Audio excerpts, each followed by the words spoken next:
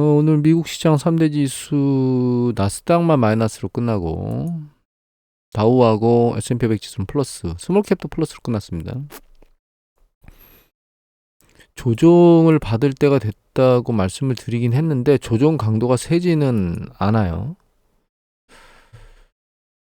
기술적으로 보면 조정을 받는다 하더라도 이렇게 반등 친 이후에 조정 받는다라도 빨간색 50일 이동 평균선 정도 터치하면 매입을 해야 되는 상황에 왔다, 이렇게 이해를 좀 해야 될 것 같거든요. 그래서 여기서 조정을 받는다 하더라도 여기 보시면 S&P 500 지수 4천선에 걸려서 다시 반등하는 조짐을 보이지 않을까, 이렇게 생각하고 있습니다. 현재로서는 좀 더 내려간다면 이걸 뚫고 내려갈 수 있겠는데, 제가 보기에는 지금 조정 강도로 보면 그렇게까지는 안 내려갈 것 같거든요.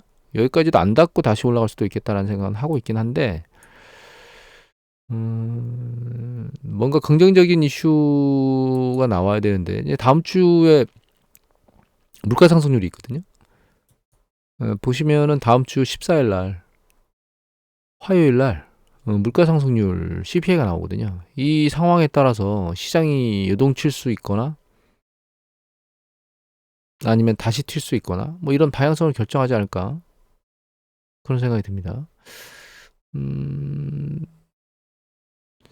윗방향으로 세차게 튀는 거에 대한 기대감보다는 얘가 생각보다 높이 나와서 아랫방향으로 그 세차게 내릴 가능성이 더, 그러니까 이게 조금 추세적으로 누그러지는 게 되면 그것 때문에 세차게 반등하는 강도는 그렇게 세차지 않을 것 같고요.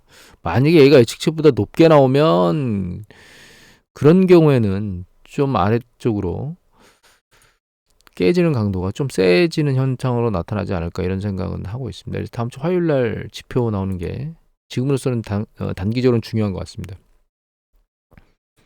우리나라 코스피 지수도 일봉을 보면 약간 머리를 계속 요원저리에서 둥글게 두들겨 맞고 있거든요. 요걸 뚫고 올라가야 이제 다음 라인 2600에서 700 라인, 요거를 쳐다볼 건데, 지금 계속 두들겨 맞고, 기술적 분석 보면 MACD나 여기 RSI 같은 것들이 지금 점점점 이 시그널선 쪽에 붙어서, 이런 MACD는 내려오려고 하고 있고, 느낌이, 얘는 RSI는 지금 붙어서 아랫방향으로 지금 움직이고 있는 걸로 보이고요. 스타캐스틱도 점점 힘을 잃어가고 있거든요. 그래서 지금은 이제 일정 부분 눈치 보기 장세를 하고 있고, 방향성 타진을 하고 있는데, 실적 장세가 끝나고 나서 그 타진을 하고 있는 것 같아요. 다만 시장 전체적으로 놓고 보면 조정과 상관없이 긍정적인 건 외국인들이 매도를 안 하고 있다는 겁니다. 꾸준히 옆으로 개걸음을 치고 있는 과정에서도 잘 버티고 있는 상황을 보이고 있어요. 기관은 막 팔아제끼고 있는데, 그거를 이제 개인만 받아주는 게 아니고 외국인도 같이 받아주고 있다는 점이 긍정적인 겁니다. 추세적으로. 그리고 이제 좀 다른 걸 보면 오늘 유가가 좀 올랐거든요. 유가 2%나 튀었어요. 금값은 지난번에 매도를 해야 될 때쯤 됐다라고 말씀드린 이후에 추세적으로 지금 계속 내려오고 있습니다. 급락하고 나서 이제 반등을 못하고 있는 상황입니다. 달러 인덱스가 말씀드린 것처럼 약간 패턴이 좀 바뀌었거든요. 이것 때문에 금값은 그대로 반영을 하고 있는 거고, 구리 가격도 마찬가지로 그것 때문에 계속 반영이 되고 있는 것 같고요. 유가는 러시아가 드디어 한마디를 해대는 바람에, 이거 로이터 통신에서 나온 것 같아요. 인베스팅닷컴 사이트의 로이터 쪽에서 나온 기사를 이제 옮겨 놓은 것 같은데, 이거 그냥 영문판을 그냥 한글로 번역해 놓은 겁니다. 보시면은 50만 배럴 하루 감산하겠다고 얘기를 했는데, 오펙은 이번 결정에 관여하지도 않았고, 오펙은 그냥 예전에 작년 10월 달에 발표한 그대로를 유지하고 있다고 얘기를 하고 있기 때문에 큰 문제는 아니다. 이게 이제 얘가, 러시아가 한마디 해야 될 수밖에 없는 거는 이 유가를 보면 압니다. 이거 이제 네스트에서 발표하는 걸 보면 이렇게 밑에, 지금 이게 밑에 있는 게 우랄 가격이거든요. 우랄산 석유는 지금 50달러 밑에 있습니다. 49달러대로 왔다 갔다 하고 있거든요. 브렌트야 80달러대로 왔다 갔다 하고 있지만 거의 절반 가격 절반까지는 아니지만 거의 한 60% 가격대밖에 안 되잖아요. 캡 씌운 이후에 그 차이가 더 많이 벌어졌습니다. 우랄하고 브렌트유의 가격 차이가 보시면 이제 쭉 밑으로 내려갔거든요. 그 가격 차이가.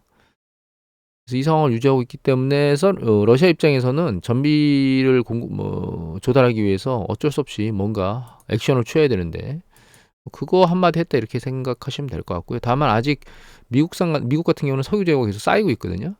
상황 추이를 지켜봐야 되겠지만 중국이 위드 코로나로 가면서 뭔가 석유 수요나 이런 것들이 증가할 수 있는 가능성, 그다음에 이제 전체적으로 글로벌 경제가 약간 심리적으로 반등하는 모습을 보이고 있긴 한데 전체적으로 중국 쪽에서 수요가 폭발적으로 늘어나는 거에 대한 기대감으로 지금 유가가 꼬물딱꼬물딱 하고 있는 것 같거든요. 상황을 좀 봐야 될 것 같습니다. 다만 이게 중국의 그 대출 잔액 증가율이거든요. 전년 동기 대비 증가율인데 그 잔액 증가율이 제로 코로나로 갈 때나 위드 코로나 갈 때나 지금 위드 코로나 바뀌었는데 지금 크게 변화 패턴이 없습니다. 사실은 이것도 그렇고 요거 말고 중국 서베이가 있는데 잠깐만요. 이게 톰슨로이터스에서 발표하는 중국 소비자들 심리지수거든요. 이게 그렇게 중요도가 높진 않지만 그리고 이게 이제 발표된 지 그렇게 길진 않습니다. 근데 보시면 이 심리지수가 이 아랫방향으로 계속 내려갔던 게 반등하는 것처럼 보이긴 하는데 다시 내려가고 있어요 지금. 위드 코로나로 된 거가 폭발적으로 뭔가를 만들어내고 있는가 중국에서 지금 현재 전체적인 뉘앙스가 그렇게 강한 것 같지는 않습니다. 대출 증가에 대한 부분들이나 어디 갔나 날려버렸나 보네. 요거 그 심리지수 변화를 보면 일단은 그렇게 우리가 폭발적으로 일어난다 이런 얘기를 하기는 좀 그런 것 같아요. 미국 쪽의 심리지수들을 좀 보면 이게 이제 서베이 지수, 미시건 심리지수 서베이 지수가 나왔거든요. 그런데 보시면 그러니까 전체 심리지수 현재 경제 상황은 어떠냐라고 물어본 건 증가를 했는데 여기 밑에 보시면 향후는 어떨 것 같아라고 하는 기대치는 살짝 내려갔어요. 그다음에 여기 이게 보이실지 모르는데 이게 이제 기대 인플레이션이거든요. 기대 인플레이션은 이게 5년치는 내려갔지만 한 달, 1년 후는 어떻게 생각하냐 했던 게 내려갔던 게 다시 들렸습니다. 그러니까 기대 인플레이션이 계속 추세적으로 내려오고 있었는데 들렸어요, 다시. 그래서 인플레이션에 대한 어떤 그런 심리적 부분이 사실 약간 강화되는 다시 재차 그런 모습을 보이고 있고 이런 상황에서 다음 주에 발표되는 그 물가 상승률이 올라가는 게 보이면 시장이 충격의 여파를 받을 것 같고 이 10년 국채 수익률도 지금 올라가고 있는데 그 여파로 지금 올라가고 있거든요. 재차 한 번 더 튈 수 있는 가능성을 가지고 있다. 그래서 다이먼 JP모건의 다이먼 CEO가 6%까지도 갈 수 있다 이런 얘기를 한 적이 있죠. 그걸 떠오르게 하는 현재 상황입니다. 진짜 그렇게 갈지는 아직 정확하지는 않다. 상황을 좀 더 모니터링 해봐야 된다 이렇게. 다만 이미 제롬 파월 연준위원장이 얘기했지만 에너지 부분이나 이런 것들은 살짝 내려가는 것처럼 보이는데 실제로 이제 그 거주라든가 혹은 이제 음식이라든가 서비스 업종 이런 거 같은 쪽은 아직 물가가 완전히 잡혔다 이렇게 보기가 어렵다 이런 얘기를 하는 걸로 봐서는 모니터링 일정 부분의 물가 상승률은 계속 유지하면서 갈 것 같다 이렇게 생각을 해야 될 것 같아요. 심리수가 그거 이외에 이제 앞에 나왔던 것들을 좀 보면 이게 그냥 개인들 심리지수들이거든요. 이거 추세적으로 이제 올라가고 있고 이게 톰슨 로이터 추세 요거가 이제 9일날 나온 거예요. 그리고 개인들 심리지수가 8일날 나온 거거든요. 그래서 심리지수는 계속 괜찮아지고 있습니다. 이거는 컨퍼런스 보드에서 나오는 미국 심리지수인데 역시 현재 상황 지수가 약간 개걸음을 치면서 오르내려 반복하고 있는데 기대 심리지수는 일단 추세적으로 좀 올라가고 있습니다. 요 직전에 살짝 꺾이긴 했는데 이거는 월말에 나오거든요. 그래서 이건 좀 더 이제 다시 지켜봐야 되고 이게 중요도가 좀 높은 심리지수긴 합니다. 여하튼 일단 추세적으로 놓고 보면 조정 국면을 살짝 보이고 있는 것 같긴 하고 이게 강도가 그렇게 추가적으로 이제 어느 정도 내려갈 것이냐는 다음 주 CPI 보도 나오는 거, CPI 그 지표 나오는 거 보도 그 정도를 보고 나서 액션이 일어날 것 같아요. 그리고 그거를 소화하고 나면 다시 반등할 것 같습니다.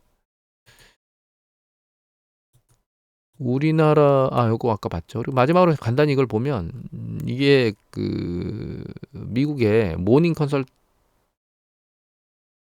컨설트닷컴이라고 하는 사이트에 나오는 전 세계 지도자들 조사합니다. 그 잘한다 못한다. 여기 보시면 제일 밑에 나옵니다. 22개국 중에 꼴찌했습니다. 꼴찌. 선호도가. 이게 추세거든요. 작년 당선된 이후에 추세입니다.